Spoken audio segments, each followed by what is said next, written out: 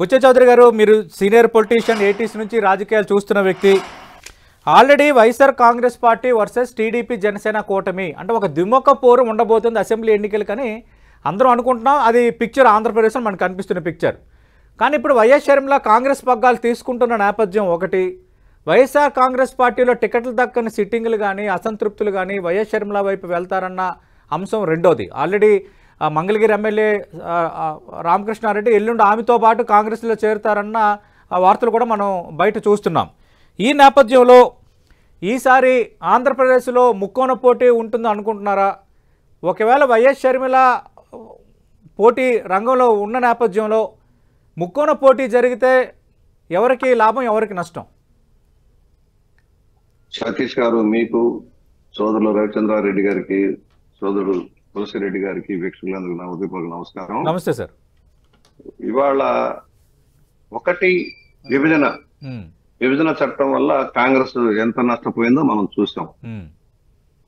అంతే బాధ్యత బీజేపీకి కూడా ఉంది. ఈ రాష్ట్రానికి అన్యాయం జరగడంలో బీజేపీ కూడా పాత్ర ఉంది. ఎందుకంటే విభజన చట్టం తర్వాత కాంగ్రెస్ దెబ్బతినిపోయింది, ఆంధ్రప్రదేశ్ లో పూర్తిగా దెబ్బతినిపోయింది. అడ్రస్ లేకుండా పోవడానికి కారణం అది. అలాగే చాలా మంది కాంగ్రెస్ నాయకులంతా కూడా వైఎస్ఆర్ పార్టీలోకి వెళ్ళారు, వైఎస్ పార్టీలో కొన్ని పదవులు పొందారు. కొంత వీక్ అయిపోయింది జాతీయ పార్టీగా ఉన్న కాంగ్రెస్, ఆంధ్రప్రదేశ్ వరకు వీక్ అయిపోయింది. సరే పుంజుకున్నారు కర్ణాటకలో కానీ, లేక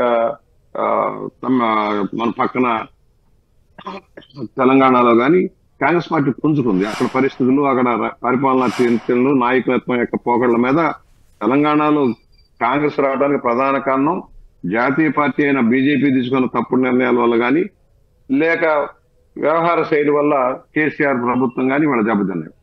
ఆంధ్రప్రదేశ్ లో ఎంటైర్లీ డిఫరెంట్ స్టోరీ. ఇక్కడికి వచ్చేటప్పటికి ప్రత్యేక హోదా కానీ ప్యాకేజీల విషయంలో కూడా బీజేపీ ప్రభుత్వం పిల్లి మొగ్గులేయటం, మరి ఏ విధంగా ఆంధ్రప్రదేశ్ నష్టపోతుందో మనం చూస్తున్నాం. జాతీయ ప్రాజెక్టు పోలవరానికి సహాయ సహకారం అందించడంలో కానీ, లేక కొన్ని జాతీయ ప్రాజెక్టులు ముందుకు నడపడంలో కానీ, రాజధాని విషయంలో కానీ పిల్లి మొగ్గలేయడంలో బీజేపీ మీద కూడా సానుకూల వాతావరణం లేదు. ఇక్కడ ఇవాళ కాంగ్రెస్ బలపడటం కోసం ఆ పార్టీ ప్రయత్నం చేస్తుంది, చేయకుండా ఎలా ఉంటుంది? దక్షిణ భారతదేశంలో బీజేపీకి పెద్దగా పట్టు లేదు కనుక జాతీయ పార్టీగా కాంగ్రెస్ కూడా కొంత పుంజుకోవడం కోసం ప్రయత్నం చేస్తుంది. కర్ణాటకలో, తెలంగాణలో అధికారంలో ఉన్నారు కనుక. సరే తమిళనాడు, కేరళ ఎంటర్ కమ్యూనిస్ట్ ప్రభావం ఎక్కువ. కేరళలో డిఎంకే ఏడిఎంకే మధ్య నడిచే పోర్లు మనకు తెలుసు తమిళనాడు. ఇక్కడికి వచ్చేటప్పటికి షర్మిల గారు ఏం చేయబోతున్నారు, తమిళ ఆమె యొక్క ప్రభావం ఎంత అనేది ఇవాళ మనం అంచనా చేస్తా ఉన్నాం. ఒకటి, ఇవాళ ఎవరు ఒప్పుకున్నా ఒప్పుకోకపోయినా ప్రభుత్వం మైనస్ లోకి వెళ్ళిపోయింది. కారణాలు ఏదైనా కావచ్చు, వ్యవహార శైలే కావచ్చు, లేకపోతే ప్రభుత్వం ఇచ్చిన హామీలు అమలు కానందు వల్ల కావచ్చు, ఏదైతే ప్రభుత్వం మీద అపనమ్మకం ఏర్పడింది ప్రజల్లో. ఆ పరిస్థితుల్లో అలాగే పార్టీలో ఇవాళ చాలా మంది 90 మందిని మారుస్తారని రకరకాలుగా నడుస్తా ఉన్నాయి. అసంతృప్తి జీవులు ఒక్కొక్కరు బయటపడతారు. ఇప్పటికే 10 మంది దాకా బయటపడ్డారు, ఇంకా పడతా ఉన్నారు. వీళ్ళందరికీ ప్రత్యామ్నాయం కావాలి. ప్రత్యామ్నాయం కాదు, ఎందుకంటే రాజకీయాల్లో ఉన్నవాడు ఆగడు, ఏదో ఒకటి కంటిన్యూ చేయడం కోసం చూస్తారు. ప్రత్యామ్నాయం కావాలంటే ఎక్కడికి రావాలి? తెలుగుదేశానికో, జనసేనకో, బీజేపీకో వెళ్ళాలి. వెళ్ళలేని వాళ్ళంతా ఆల్టర్నేటివ్ నాయకత్వం కావాలనుకుంటారు. ఒకే బడి కనుక, ఒకే కుటుంబం నుంచి వచ్చారు. ఆమె రాజశేఖర రెడ్డి గారి కుమార్తెగా ఉన్నారు. 19 ఎలక్షన్ ముందు గట్టిగా ప్రచారం చేశారు, అధికారంలో రావడానికి దోహదపడ్డారు కనుక ఆమె వైపు కొంతమంది మొగ్గుతారు. తెలంగాణలో కూడా ప్రయత్నం చేసింది, విఫల ప్రయత్నం అవ్వచ్చు, ఒక ప్రయత్నం చేసింది. కాకపోతే కొంతమంది వెళ్ళారు, కొంతమంది వెనక్కి వెళ్ళిపోయారు. ప్రత్యామ్నాయంగా ఆమెను చూసేటప్పుడు ఆమెకు మీకు కూడా ఆమె గట్టి పోటీదారు అవ్వదంటారా? ఏం లేదండి, ఇవాళ ఇప్పటికిప్పుడు కాంగ్రెస్ పార్టీ బలపడిద్దని నేనైతే అనుకుంటున్నా. రేపు పోటీ జరగబోయేది జగన్మోహన్ రెడ్డి వ్యవహార శైలికి, జగన్మోహన్ రెడ్డి గారికి తెలుగుదేశం జనసేన పార్టీల మధ్య నడవబోతుంది. ఎలక్షన్ అంతా రెండింటి మధ్య జరగదు. ఎవరు కావాలి, ఎవరు అక్కర్లేదనేది ప్రజలు నిర్ణయిస్తారు. ఇవాళ షర్మిల గారి వల్ల ఓకే, ఎక్కడైతే చీలిపోయేవాళ్ళు, పార్టీ నుంచి విడిపోయే వాళ్ళకి ఒక ప్రత్యామ్నాయ వేదిక దొరుకుతుంది. షర్మిల పేరుతోటి ఒక ప్రత్యామ్నాయ వేదిక దొరుకుతుంది. ఎందుకంటే ఇప్పటికీ కాంగ్రెస్ పార్టీ బలపడడానికి ప్రయత్నం చేస్తుంది. తులసిరెడ్డి గారు లాంటి సీనియర్లు ఉన్నారు. ఇవాళ గిడుగు రుద్రరాజు గారికి చార్జీలు నడుస్తుంది. ఏ పదవులు ఇచ్చినా దక్షిణ భారతదేశంలో, ఆంధ్రప్రదేశ్ లో కూడా పూర్వవైభవం తెచ్చుకోవడం కోసం కాంగ్రెస్ ప్రయత్నంలో. అంటే బుచ్చచంద్ర గారు, ఎవరు అవునన్నా కాదనుకున్నా జగన్మోహన్ రెడ్డి వర్సెస్ టీడీపీ జనసేన మధ్య పోటీ అంటున్నారు, వెల్ అండ్ గుడ్. కానీ మీరు అంటున్నారు కొందరు వైసీపీలో అసంతృప్తి నేతలు, టికెట్ దక్కన నేతలు ప్రత్యామ్నాయంగా షర్మిలను చూస్తున్నప్పుడు రేపొద్దున్న కాంగ్రెస్ టికెట్ పైన అభ్యర్థులు పోటీ చేసేటప్పుడు ఖచ్చితంగా వాళ్ళు కొంత ఎంతో ఓట్లు చీల్చడం అనేది ఖాయం. ఆ చీలే ఓట్లు ఎవరు అనేది ఇప్పుడు రేపొద్దున్న ఒక డిసైడింగ్ ఫ్యాక్టర్ కాదా పొలిటికల్గా?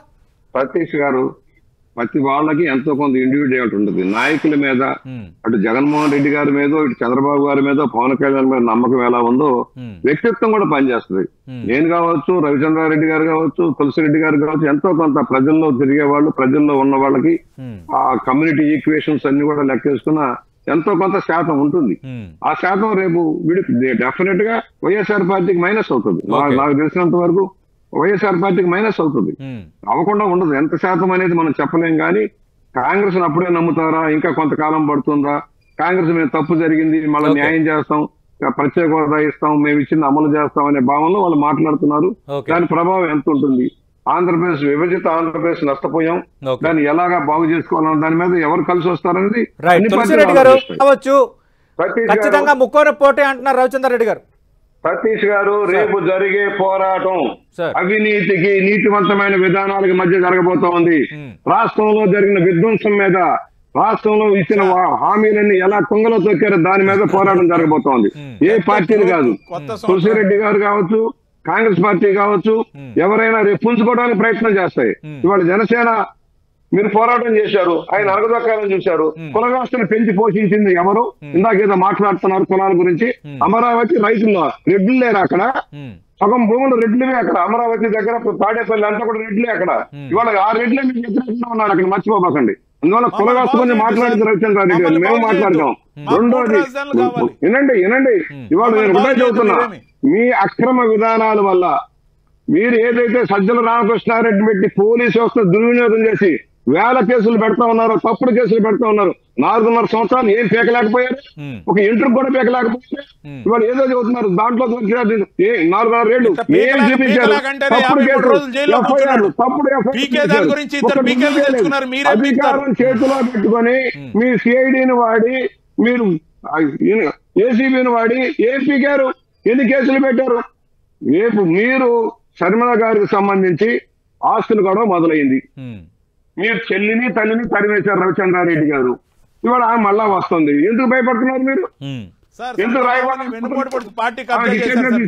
వచ్చేది ఉండదు కాదేమో. సంపాదించిన వేల కోట్లు, లక్షల కోట్లు ఆ వాటా ఇచ్చినట్టు లేదు. ఏమొస్తుందో మాకు అనవసరం. ఎవరు దోచుకున్నారో ప్రజలకు తెలుసు. ఎందుకు వాయిదా 12 సంవత్సరాలుగా కేసులు కొట్టించుకోవచ్చు కదా? 12 సంవత్సరాలు ఎందుకు పెండింగ్ కేసులు? కబ్జా చేసినప్పుడు మీరు చంద్రబాబుతో లేరు సార్. కబ్జా చేసినప్పుడు మీరు లేరు.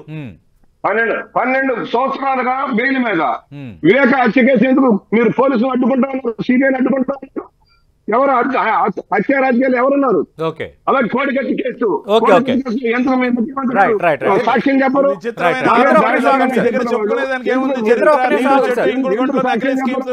జన్మభూమి మీ దగ్గర ఏమి లేదు. తులసి అడ్వాంటేజ్ అవుతుందో తులసిరెడ్డి గారు చెప్పారు. అంటే ఇక్కడ ప్రభుత్వ వ్యతిరేక ఓటుని మీరు వాళ్ళు చీల్చుకుంటే వైఎస్ఆర్ కాంగ్రెస్ పార్టీకి ఫైనల్ గా అడ్వాంటేజ్ అవదా? గాయాలు ఇంకా మారలేదు. విభజన చట్టం వల్ల జరిగిన నష్టాన్ని ఎవరు మర్చిపోలేదు. అర్ధంతరంగా తలుపులు మూసి చట్టం చేసి విభజిత ఆంధ్రప్రదేశ్ కి తీవ్రమైన అన్యాయం జరిగిన విషయం ప్రజలు అప్పుడే మర్చిపోలే. ఇంకా చాన్నాళ్ళు పడుతుంది. ఆ పార్టీని నమ్మి ప్రభుత్వం ఏర్పాటు చేసిన ఒకటి అధికారులు ఉండి వాళ్ళు కనుక అమలు చేస్తుంటే ఇవాళ రాష్ట్రానికి ఇంత నష్టం జరిగేది కాదు. వాళ్ళ అధికారులు లేరు, మేము వస్తే చేస్తామన్న వాళ్ళు చేయలేదు. ఈ రెండు జాతీయ పార్టీల మీద, రాష్ట్ర ప్రజల మీద సదాభిప్రాయం లేదు. Very clear. మళ్ళీ బలపడటానికి చాలా టైం పట్టవచ్చు. ఇవాళ ఒకటే ప్రభుత్వ వ్యతిరేకం, ఇందాకనే చెప్పా, 2 పార్టీల మధ్య నడుస్తుంది పోరాటం. 3వ పార్టీకి అంతంత మాత్రంగానే ఉంటుంది. ఇవాళ అధికారంలో ఉండి పెత్తనాన్ని చలాయించిన జగన్మోహన్ రెడ్డి గారి పార్టీకి ఇవాళ ప్రతిపక్షంగా ఉండి పోరాటాలు చేస్తున్న తెలుగుదేశం జనసేన మధ్య పోటీ ఉంటుంది. మిగతా ఓట్లు ఎలా కొంత చేరవచ్చు. అందువల్ల ఒకేసారి రాదు. ఇవాళ ప్రభుత్వం నడిచిన విధానం మీద, రాష్ట్రంలో చేసిన వాగ్దానాలు అమలు చేయన నిరసన కార్యక్రమాలు మనం చూస్తున్నాం. అన్ని వర్గాల ప్రజలు కూడా ఏమనుకుంటున్నారు, దేశవ్యాప్తంగా తప్పుడు కేసుల్లో ఇరికించి ఏ విధంగా సామాన్యులు ఇబ్బంది పాలు చేస్తారో మనం చూసాం. ఇవాళ అవన్నీ వస్తాయి. భయానికి వాతావరణం. బహుశా నేను అనుకోవటం భారతదేశంలో ఏ రాష్ట్రం లేని విధంగా జగన్మోహన్ రెడ్డి గారు ఒక రాక్షస ప్రభుత్వలాగా వ్యవహరించి పోలీస్ డిపార్ట్మెంట్ ను వాడి తప్పుడు కేసులు, వేల కేసులు, ఈ రోజు కూడా తప్పుడు కేసులు సోషల్ మీడియాను వాడారు. ఇవాళ ప్రజలు కూడా రియలైజ్ అయ్యారు, ఒక్కొక్కరు బయటపడతా ఉన్నారు, వస్తా ఉన్నాయి. సరే, అది కుటుంబ వ్యవహారంగానే నేను భావిస్తాను. శర్మారెడ్డి గారిది కానీ జగన్మోహన్ రెడ్డి కుటుంబ వ్యవహారం. వాళ్ళ ఆస్తిపాస్తుల గొడవలు, సంపాదనలు, మరి ఆ గొడవలన్నీ నాకు అనవసరం. వాళ్ళు ఏం చేసుకుంటారు. రాష్ట్రానికి ఏది ఉపయుక్తం, రాష్ట్రాన్ని ఎవరు ముందు బుచ్చిచంద్ర గారు, మళ్ళీ మీరు ఇండియా కూటమికి దగ్గరయ్యే ఛాన్స్ ఏమైనా ఉంటుందా? 2018 ఎన్నికల్లో మనం చూసాం, తెలంగాణలో కాంగ్రెస్ తో కలిసి పోటీ చేసిన నేపథ్యం ఉంది. మళ్ళీ ఇప్పుడు పాజిబిలిటీ ఉంటుందా? ఎందుకంటే Congress, left parties, TDP, Janasena, CPI Narayana కూడా ఆ మధ్య ఒక ప్రకటన చేశారు, ఈ 4 కలిసి పోటీ చేస్తే ఖచ్చితంగా జగన్మోహన్ రెడ్డిని ఓడించడం ఈజీ అని. 100% జగన్మోహన్ రెడ్డి ఓడిపోతున్నాడు సార్. 100%. ఇవాళ చెప్తున్నాను, మే 5వ తారీఖున మీరు మళ్ళా మీటింగ్ పెడదాం. రవిచంద్రారెడ్డి గారిని, తులసిరెడ్డి గారిని పిలుద్దాం. రిజల్ట్ మే 2వ తారీఖు అయిపోతాయి నా ఎలక్షన్ వరకు. మే 5వ తారీఖున డిబేట్ పెట్టండి, అప్పుడు మళ్ళా మొఖాలు చూసుకుందాం. ఓట్ బ్యాంక్ ఎలా ఉంటుందో కమ్యూనిస్ట్ ఉద్యమంలో వచ్చిన వాళ్ళం, కమ్యూనిస్ట్ ఉద్యమాలు చూసాం. కాంగ్రెస్ అప్రజాతంగా ముందుకెళ్లి ప్రతిపక్షమే లేకుండా పరిపాలన చూసాం. రేపు జరిగే పరిపాలన చూస్తాం. 155 మంది ఎమ్మెల్యేలు పెట్టుకుని 28 మంది ఎంపీలు పెట్టుకుని ఏం ఉద్ధరించారో కూడా ప్రజలు గమనించారు. ఇవన్నీ కూడా అనాలిసిస్ అవుతాయి. మేము అనేది ఊరికి పరుషంగా మాట్లాడినంత మాత్రం అయ్యేది కాదు. రవిచంద్రారెడ్డి విజ్ఞప్తి చేస్తున్నా, మే 2వ తారీఖున మళ్ళా మనం ఇదే డిబేట్ లో 10 టీవీలోనే సతీష్ గారి సమక్షంలో కూర్చొని మాట్లాడదాం. సార్, ఒక సీనియర్ పొలిటీషియన్ గా మే 2 అని చెప్తున్నారంటే ఏంటి సార్? మే 2 అని ఎందుకు స్పెసిఫిక్ గా చెప్తున్నారు? మే 5 అని ఎలక్షన్ అయిపోతుంది సార్.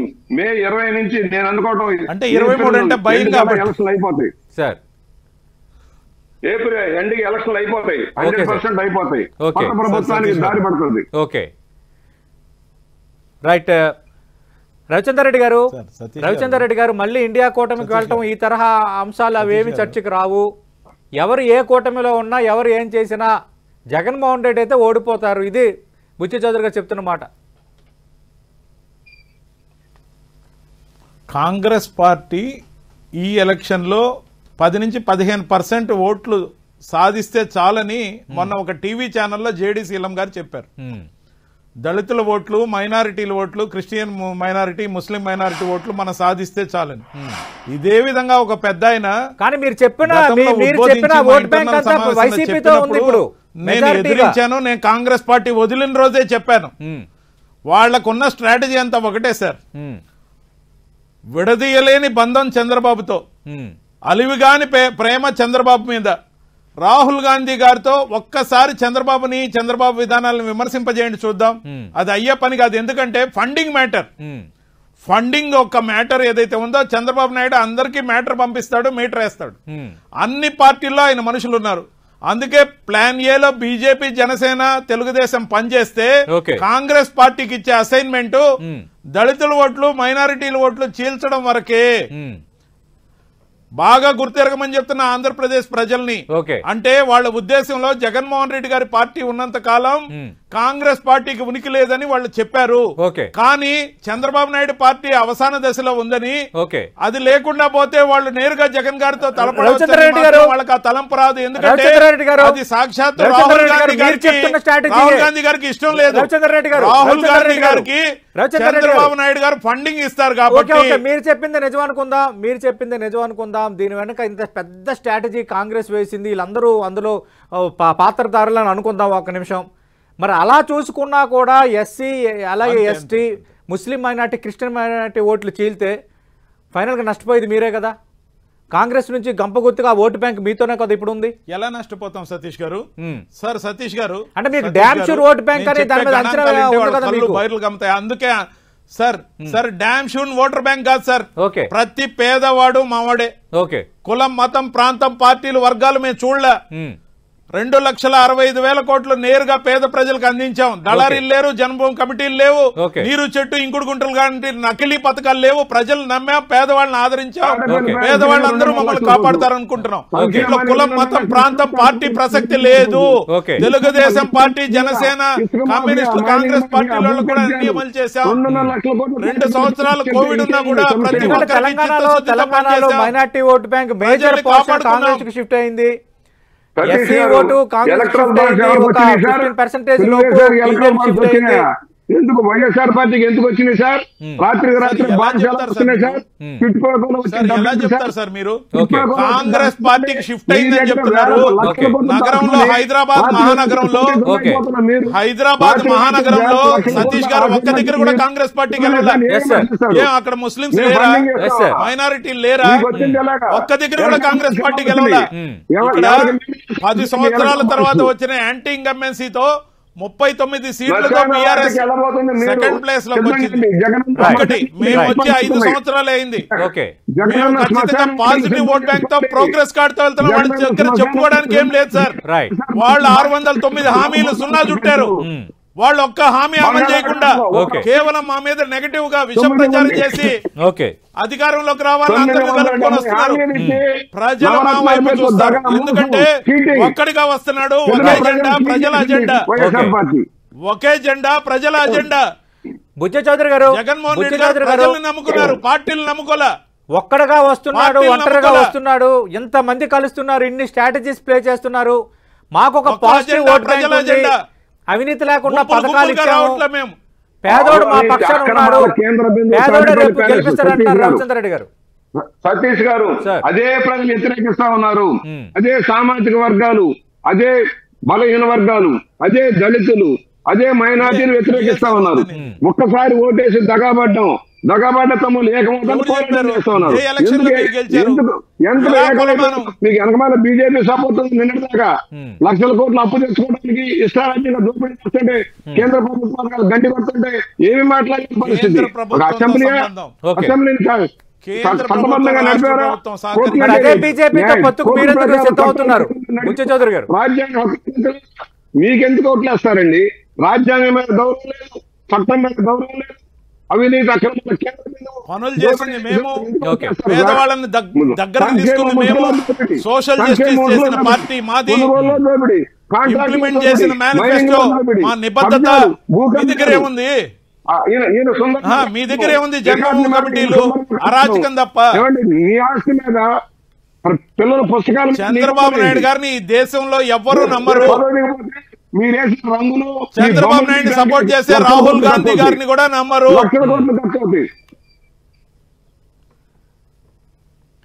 బుచ్చ చౌదరి గారు, రాహుల్ గాంధీ గారు, చంద్రబాబు నాయుడు గారు ఒకే కాయిన్ కి రెండు పక్కల ఉన్నారు. మీరంటే కాదయ్యా, ఖచ్చితంగా జరుగుతున్న గేమ్ అంతా ప్రజలు గమనిస్తున్నారు. రాజేంద్ర రెడ్డి గారు, మరి అదే నిజమైతే తెలుగుదేశం పార్టీ ప్రజలు గమనిస్తున్నారు. మీ కేసుల నుంచి 12 సంవత్సరాలుగా బెయిల్ మీద కాపాడుకుంటున్నారు, ఎవరు నిలబెడతా ఉన్నారు. ఎలాగా బాబాయ్ హత్య కేసు నుంచి ఎలాగా బెయిల్ తీసుకొని బయటపడతా ఉన్నారు, ఎలా కోర్టు తప్పు జరిగింది. చంద్రబాబు నాయుడు గారి జైల్లో కూర్చొని కేసు పరిష్కారం అయిందాక నకిలీ డాక్టర్ సర్టిఫికేట్లతో బయట తిరగద్దని చెప్పండి. తప్పుడు ప్రకటన మాయ రోగాలన్నీ చూపించి నకిలీ డాక్టర్ సర్టిఫికేట్లతో చంద్రబాబు నాయుడు గారు రాజకీయాల్లో తిరుగుతున్నారు కదా. ఆయన నిర్దోషిగా వచ్చేవరకు రాజకీయం చేయనని చెప్పమనండి. చట్టం ప్రకారం ఉన్న వెసులుబాట్లు అందరికీ సమానం, అందరికీ సమానం. రాజ్యాంగంలో కల్పించిన హక్కది. మీ అధికార దుర్వినియోగం చేసి మీ సొంత మనుషులతో మా పని కాదు, జనం పీకుతారు. మీ ఎంట్రుకలు మీ ఎంట్రుకలు పీకే పని మాది కాదు, జనం పీకేస్తారు మిమ్మల్ని. పీకుతారు సార్, జనం పీకారు గట్టిగా, మళ్ళీ పీకుతారు. జనం పీకుతారు మిమ్మల్ని, మళ్ళీ పీకేస్తారు. ఈసారి మీ టెంట్ కూడా ఉండదు, టీడీపీ అనే టెంటే ఉండదు. మీరే చూస్తారు. టీడీపీ అనేది టెంట్ డెస్ట్రాయ్ అయిన పార్టీగా మిగులుతుంది. టోటల్ గా దివాలా తీసిన పార్టీగా డిక్లేర్ చేసి ఖచ్చితంగా దివాలా తీస్తుంది. మీరు ఎవరితో అయినా కలిసి అధికారం కోసం అర్రులు చేస్తున్నారు కదా. మీరు అర్రులు చేస్తున్నది అధికారం కోసం, ప్రజల మీద ప్రేమ లేదు అని అందరికీ తెలుసు. కాదు, గోప గుయ్యమనేట్టు కొడతారు సార్ జనం, కొడతారు జనం. రవిచంద్ర రెడ్డి గారు తిప్పి కొడతారు మీ గుంపుని. రవిచంద్ర రెడ్డి గారు మీ గుంపుని తిప్పి కొడతారు. రవిచంద్ర రెడ్డి గారు, రైట్ ఒక్క నిమిషం సార్, బుచ్చ చౌదరి గారు, చిలక జోస్యాలు చెప్పుకోండి కాలంలో. రవిచంద్ర రెడ్డి గారు ఖచ్చితంగా రేపు షర్మిల కాంగ్రెస్ పార్టీలో చేరబోతున్నారు. రాజకీయంగా చూస్తే అన్నా చెల్లెళ్ళ మధ్య ఒక రాజకీయ యుద్ధం ఆటోమేటిక్గా ఉంటుంది. ఎందుకంటే ఆమె ఒక పార్టీని లీడ్ చేసే వాతావరణం, ఆల్రెడీ ఒక ముఖ్యమంత్రిగా వైఎస్ఆర్ కాంగ్రెస్ పార్టీ అధినేతగా వైఎస్ జగన్మోహన్ రెడ్డి ఉన్నారు. ఇక్కడ ఇంకో అంశం ఏంటంటే, మాకు తెలంగాణ ఆంధ్రప్రదేశ్ రెండు కళ్ళు లాంటివి, రాజశేఖర రెడ్డికి ఇద్దరు బిడ్డలని దీవించండి అని వైఎస్ విజయమ్మ గతంలో మాట్లాడారు. వైఎస్ఆర్టీపీ పార్టీ పెట్టినప్పుడు కూడా ఇక్కడ వైఎస్ షర్మిలకు ఆశీస్సులు అందించేయాలని కోరారు. ఇప్పుడు చర్చ ఏంటంటే, ఈ ఇద్దరి రాజకీయ పోరు, రాజకీయ యుద్ధం ప్రారంభమైన తర్వాత వైఎస్ విజయమ్మ ఆశీస్సులు ఎవరికి ఉంటాయంటే ఏం చెప్తారు? ఎవరి వైపు ఉండొచ్చు? సార్, తల్లి ఆశీస్సుల సంగతి కాస్త పక్కన పెడితే, కుటుంబ పెద్దగా ఆశీస్సులు ఇద్దరికి ఇవ్వచ్చు. ఖచ్చితంగా తల్లి కాబట్టి కుటుంబ పెద్దగా ఇవ్వచ్చు, ఓకే. కానీ జనం ఆశీస్సులు ఎవరికి ఉంటాయంటే జనంకి మేలు చేసిన వాళ్ళకు ఉంటాయి. ఓకే. దాంతో పాటు చిన్న రెఫరెన్స్, గతంలో ఏ రాష్ట్రంలో కాంగ్రెస్ పార్టీ గెలిచినా ఇందిరమ్మ రాజ్యం తెస్తాం, ఇందిరమ్మ రాజ్యం తెస్తాం అని చెప్తున్నారు. ఇందిరమ్మ రాజ్యం చేసి ఇందిరమ్మ గారు చనిపోయే వరకు కాంగ్రెస్ పార్టీ పేరు ఇందిరా కాంగ్రెస్. ఎమర్జెన్సీ తర్వాత కాంగ్రెస్ పార్టీ ఇందిరా కాంగ్రెస్ గా మారిన మాట వాస్తవం. మరి ఇందిరా కాంగ్రెస్ వచ్చిన తర్వాత ఆమెకి ఇద్దరు కొడుకులు, ఆ ఇద్దరు కొడుకులకి ముగ్గురు కలిగారు, మనవాళ్ళు మనవరాలు గాని. మరి వరుణ్ గాంధీ ఏ పార్టీలో ఉన్నాడు? బీజేపీలో ఉన్నాడు. ప్రియాంక గాంధీ, మరి రాహుల్ గాంధీ కాంగ్రెస్ పార్టీలో ఉన్నారు. పెద్ద మనసుతో వరుణ్ గాంధీని ఎప్పుడైనా దగ్గర తీశారా? కాంగ్రెస్ పార్టీ సెక్యులర్ పార్టీ కాబట్టి షర్మిలమ్మ గారు పోయినా తప్పు లేదు. వైఎస్ జగన్మోహన్ రెడ్డి గారు సెక్యులర్ పార్టీ నడుపుతున్నారు. మరి వరుణ్ గాంధీ గారు బీజేపీ భావజాలంలోకి పోతుంటే అన్న అక్క ఏం చేశారు? ఆపారా? కాంగ్రెస్ పార్టీలో ఉంచారా? ఎంతకాలం నుంచి వరుణ్ గాంధీ గారు గాని మేనకా గాంధీ గారు గాని బీజేపీతో ట్రావెల్ అయ్యారు. ఒక ఇంట్లో ఉన్నంత మాత్రాన, అన్నదమ్ముళ్ళు అయినంత మాత్రాన, అక్క చెల్లెళ్ళు అయినంత మాత్రాన ఒకే భావజాలంతో ఉండాలని ఎక్కడా లేదు. దగ్గుబాటి పురంధేశ్వర్ గారి బీజేపీలో ఉంటే దగ్గుబాటి వెంకటేశ్వరరావు గారు వాళ్ళ అబ్బాయి గతంలో మొన్న ఎలక్షన్ లో 2019లో వైఎస్ఆర్సీపీ తరఫున పోటీ చేసిన మాట వాస్తవమా కాదా? టీజీ వెంకటేష్ గారు బీజేపీలో ఉన్నారు. టీజీ వెంకటేష్ గారు అబ్బాయికి తెలుగుదేశం పార్టీ టికెట్ ఇచ్చిన మాట కర్నూలులో వాస్తవమా కాదా? ప్రజాస్వామ్యయుతంగా ఆలోచన చేస్తున్నప్పుడు మళ్ళీ ఇంకా కాంగ్రెస్ తేవడం వెనక, షర్మిల రావడం వెనక చంద్రబాబు ఉన్నారు, వాళ్ళు ఉన్నారు, వీళ్ళు ఉన్నారు అంటే కరెక్టేనా? సార్, షర్మిల గారు ఆమె పోరాటం ఆమె చేస్తే మాకు వచ్చిన అభ్యంతరం లేదు. షర్మిల గారు కాంగ్రెస్ పార్టీ కోసం చేసే పోరాటంలో చంద్రబాబు నాయుడు గారికి అధికారంలోకి రావాల్సిన ఆరాటం కనపడుతుంది. దాని వెనుక రాహుల్ గాంధీ గారి స్కెచ్ ఉంది. రాహుల్ గాంధీ గారు చంద్రబాబు నాయుడు గారిని అధికారంలో పెట్టాలి, ఎందుకంటే బోల్డ్ అంత ఫండ్ ఇచ్చున్నాడు. ఆ అసైన్మెంట్ లో భాగంగా షర్మిల గారిని వాడుకునే అవకాశం ఉంది. ఒక పావులాగా షర్మిల గారిని వాడుకునే అవకాశం ఉంది. పిసిసి అధ్యక్ష పదవి ఇచ్చి జగన్ గారి ఓటు బ్యాంకుని చీల్చాలని, అలాగైతేనే బాబుని సీఎం చేయాలని, ఏదైతే ఇచ్చిన ఫండ్ కి న్యాయం చేయాలని, లేకపోతే వెనక్కి డబ్బులు అడుగుతారని భావిస్తున్నట్టు కనపడుతుంది. రైట్. థ్యాంక్ యూ బుచ్చి చౌదరి గారు, థ్యాంక్ యూ తులసిరెడ్డి గారు, థ్యాంక్ యూ రవిచంద్ర రెడ్డి గారు.